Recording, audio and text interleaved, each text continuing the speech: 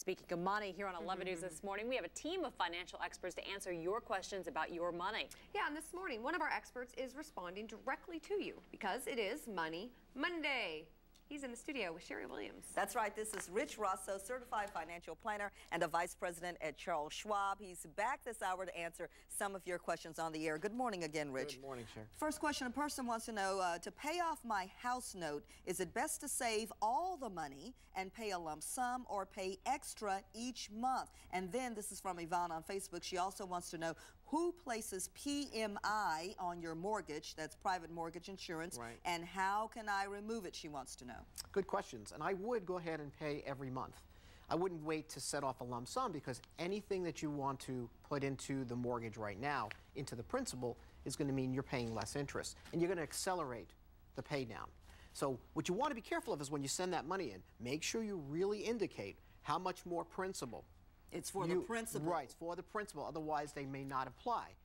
Now, some banks do that as a default, but you need to check. Yes, you don't want them putting it toward the interest. What is PMI, private mortgage insurance? That's to protect the lender. And if you don't have a 20% value in your home, whether it's through appreciation or you did not put enough down payment down, once you hit that mark, you want to make sure that you contact your lender, have them run the numbers, and then stop that additional payment that you're making. Cancel it. So once 20% of your house is paid for, you can cancel the private mortgage insurance. Maybe it's appraised more, although we haven't seen that. But even if it's appraised for more, then it could count either way. So you want to make sure you're keeping track of that.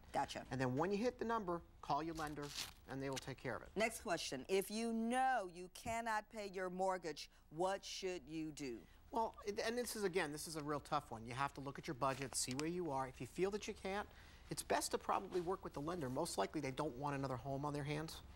Maybe that you might be surprised. If you're open, candid, honest, say I can only apply this much for this period of time, they might work through restructuring the loan. Gotcha, because you're right. They don't want to be in the real estate business. They're in the money business. Okay, let's try to get to the last one. Any tax breaks available for 2010 that we may not know about? That's from Stacy on Facebook. Well, first you should have a tax advisor run the differences between an itemized list and a standard deduction, because some people just take the standard deduction because it may be too much work, but you might be getting more of a deduction or more money, bang for your dollar by taking your itemized deduction. If you see a tax person for that, how much does that cost you? It's not very expensive just to do your tax return. It really shouldn't be.